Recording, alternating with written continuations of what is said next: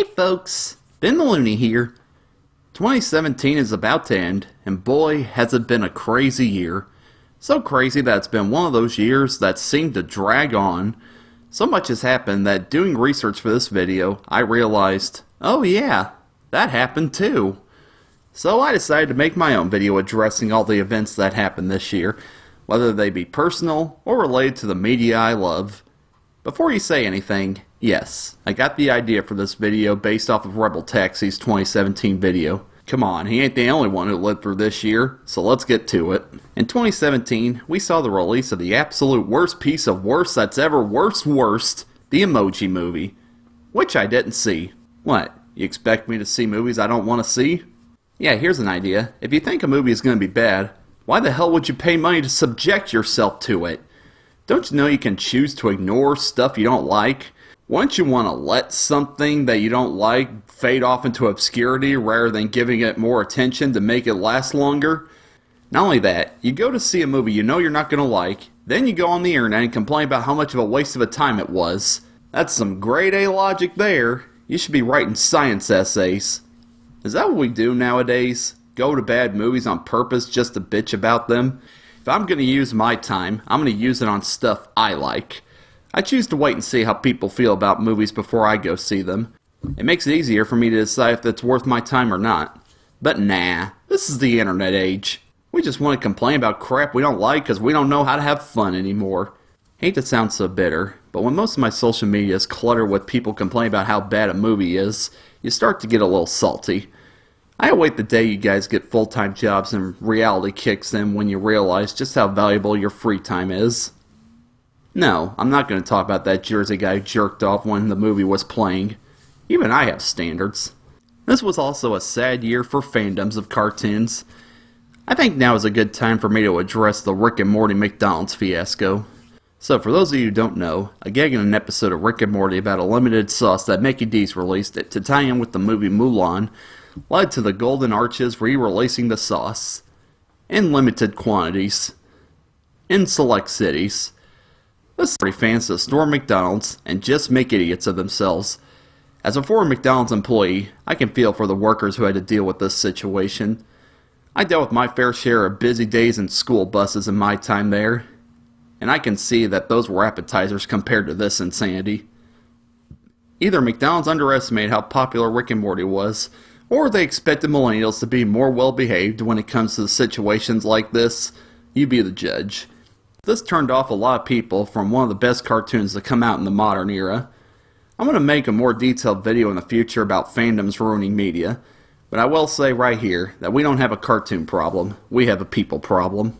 The next incident related to fandoms was the shooting at a local Pennsylvania supermarket by Randy Stair. On June 8th, in the early hours of the morning as employees were closing up shop, Randy barricaded the doors to the exit before opening fire and killing 3 co-workers, before turning the gun on himself. Upon investigation, it was revealed that he was a YouTuber who made several videos about his unhealthy obsession with character Ember McLean from Danny Phantom, and his lust for her led to insanity. Cartoon fans get a bad enough rap that they don't need cases like this to make the situation worse. It's true, there are fans out there who take their love of something too far, and it drives them mental. But I'm a firm believer that incidents like these are the exceptions, not the rule. People like Randy Stair have to have had mental problems before they were obsessed with media. Think about it, folks. What about Danny Phantom would cause a guy to go insane and kill his co-workers? That's what I thought. My heart goes out to the victims and the community affected by this sicko. But what I hate most about these shootings is when the shooter kills himself. That makes me sick. If you're going to just off yourself anyway, why do you have to take innocent people with you? It's disgusting and evil. And it's a scary reminder that there are some people out there who can take their love way too far. I apologize beforehand for this one. I hate being political, but this is something I need to get off my chest. This year we had the controversy related to the NFL players taking a knee during the national anthem in protest of police brutality and economic inequality. While a lot of people complained that the protests were offensive to soldiers who died to keep our country protected from terrorists. Despite the fact you're more likely to die at the hands of a police officer than you are by a terrorist. It's true, look it up. People didn't consider the problems the players were trying to raise awareness to turned it around, and made it about patriotism. And so many people were asking me about my thoughts on this whole situation, and my answer was always the same. I don't care. I honestly don't care. What was going on wasn't affecting me one way or the other, so why should I bitch about it? Want to know what really offends me? Want to know what I really can't stand? The people who are complaining about the NFL protests were the same people who are crying out that the Washington Redskins couldn't change their name because, that violates First Amendment rights. Don't make them PC. Stop trying to make everything PC. I just love how people nowadays make fun of other people for being triggered over crap they shouldn't shiv-a-git about, yet they turn around and get offended by crap they shouldn't shiv-a-git about. And it's reached a point where I can't believe people don't realize just how hypocritical and flat-out idiotic they are being, and I have to let my voice be heard. It's kind of scary in a way. We really need to do away with labels of political parties and start addressing each other by our actual names. Has it gotten to the point where we don't take people seriously anymore if their political affiliation ain't the same as ours? Whatever happened to united we stand, divided we fall? If we keep those kind of mentalities up, I fear for the future of this country. Pick up a history book for once in your lives, start treating each other with respect, and stop voting for people just because you have spite against a troll who you had an argument with on the internet. Quit complaining about what football players do, get off your ass, and go do something to help this country. Donate to charity, volunteer at a homeless shelter, just be a good person. Oh, and keep in mind your politically biased news is just as capable of lying to you as the news you call fake. And big shocker, 2017 was yet another year of deaths of people we love. Tom Petty, Chuck Berry, Jerry Lewis, Malcolm Young of AC/DC, Adam West, Hugh Hefner, and a few that hit me hard right in the gut. First, June Foray. If you're into animation and you don't know who June Foray is, what the hell have you been watching? She was only the greatest voice actress of her time, and was the last surviving actor from the golden age of animation. She was the voice of Granny, Witch Hazel, and various other characters in Looney Tunes, Sidney Lou Who and Chuck Jones' How the Grinch Stole Christmas, Magica De Spell and Ma Beagle and DuckTales, Ma Gummy and Gummy Bears, Talking Tina in the Twilight Zone episode Living Doll, and most noteworthy of all, Rocky, Natasha, Nell Fenwick, and various other female characters from Rocky and Bullwinkle, which happens to be my favorite cartoon of all time. Yeah, the woman has been a part of me since childhood. I always loved her voice because she could easily vary from wide-eyed innocent boys to wisecracking chicks with attitude. She was alive for so long, it was such a shock when she finally died. But it's good to know she got to live a long life before it was her time to go. And just when I got over her death, I found out that Haruo Nakajima kicked the bucket as well. Who is Haruo Nakajima? None other than the guy who played Godzilla from 1954 all the way to 1972. He also portrayed a lot of other Japanese movie monsters, so the man got a lot of work. I still remember it like it was yesterday when my mom got a VHS of Godzilla vs. the Sea Monster in Kmart's bargain bin. I took it home and it changed my life. The Godzilla franchise was the first movie series I became a fan of, and it was my introduction to Japanese culture and helped spark my childhood fascination with giant monsters. I had the pleasure of meeting him back in 2008 at G-Fest, and I have his autograph that I'll keep forever.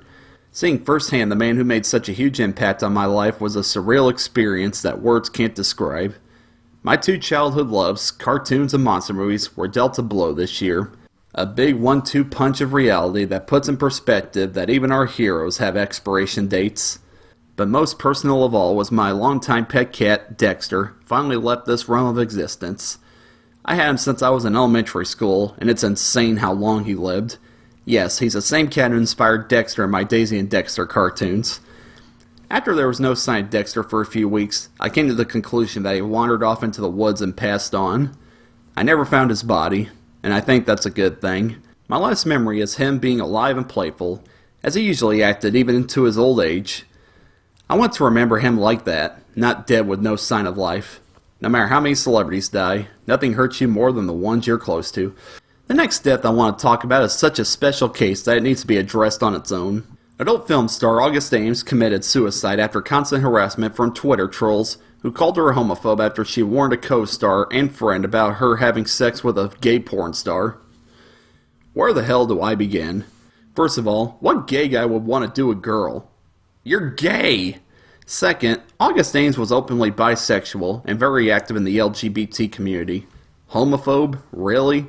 Third, and most importantly, it was simply a safety precaution.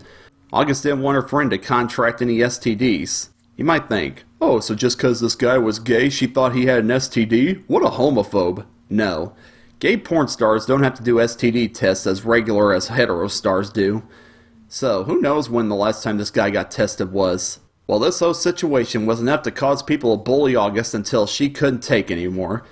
This wasn't just a random middle school student who didn't understand how the internet works. This was a star with a big online presence. Not only that, but she had a history of mental problems caused by an abusive childhood and was diagnosed with bipolar disorder. But no, that wasn't enough to stop online jackasses from harassing her to death. Her suicide puts in perspective just how harsh and downright evil online trolls can be. This is why I don't believe, "I'm just trolling bro," is ever an excuse. At what point does online douchery end and humanity begin? I don't see the harm in fighting back against somebody who's giving you crap online. They have it coming. But this was completely unwarranted. Doesn't anybody who causes people off themselves ever consider, "Oh man, did I go too far?" I'm not going to say you can't say whatever you want to say online to whoever you want, but keep in mind that what you say to people can have some harsh effects on their mental state.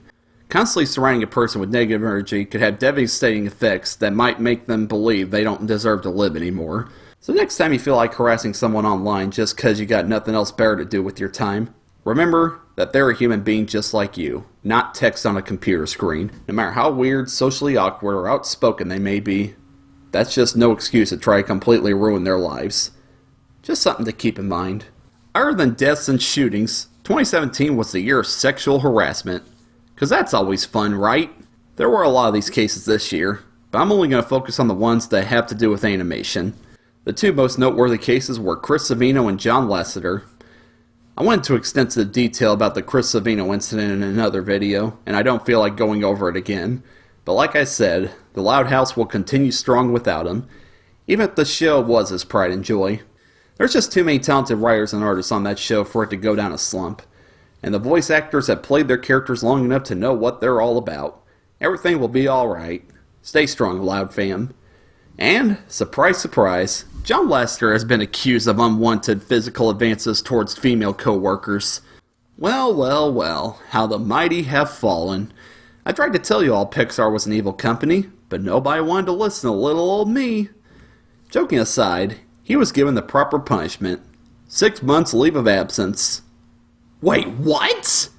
So let me get this straight. Chris Savino sexually harasses women, and he loses his job and is practically blacklisted from the industry, yet John Lasseter gets a slap on the wrist and goes on vacation? What kind of biased-ass bull hockey is that? I know what you people are going to say. I'm only getting mad because I'm a fan of Loud House and not Pixar. No, I just want a little fairness here. Both these men did something wrong, so I expect equal punishment. Next you'll say, well, what Savino did is worse than Lasseter. Don't give me that cherry-picking crap.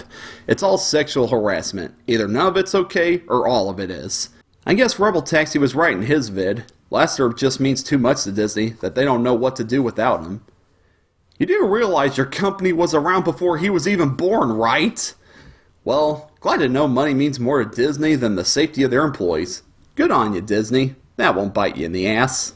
2017 had a lot of horrible moments. But hey, is it really the worst year ever? Nah. I think years with disease, famine, and world wars have it beat. But like all years with some less than pleasant moments, there's always the great ones that we have to celebrate. 2017 saw the long-awaited conclusion to the Samurai Jack series with the critically acclaimed 5th season.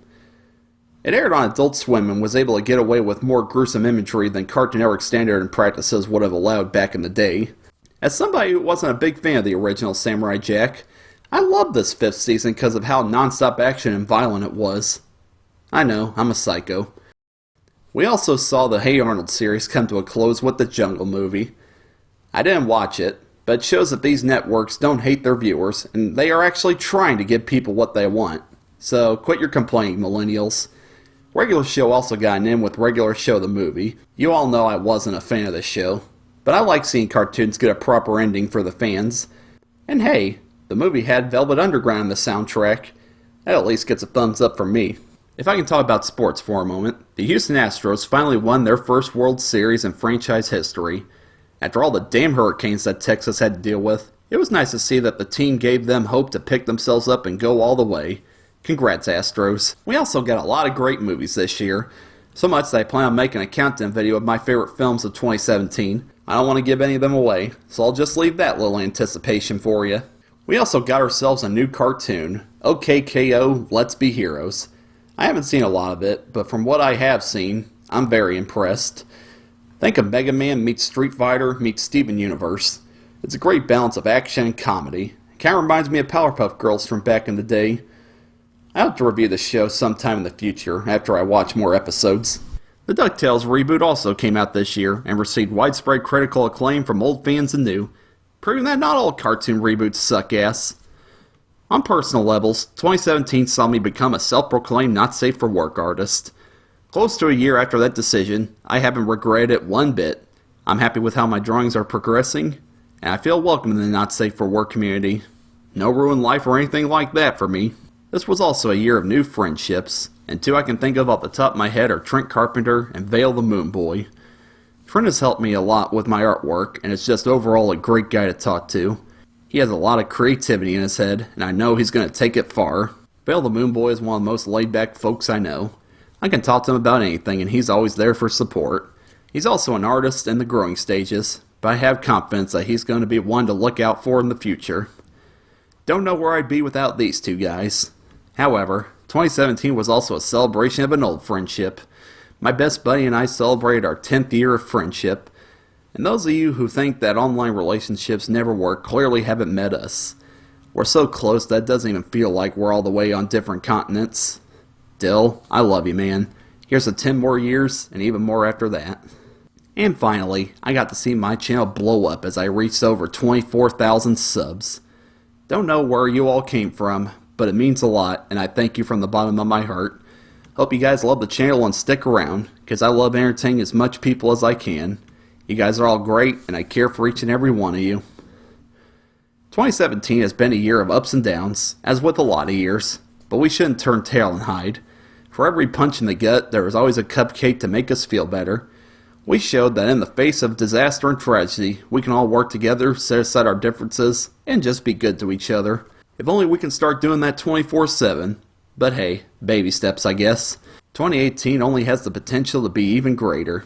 How was your guys' 2017? What was your favorite moments or least favorite moments? Let me know in the comments below. Until next time, stay loady, my friends. Long December, and there's reason to believe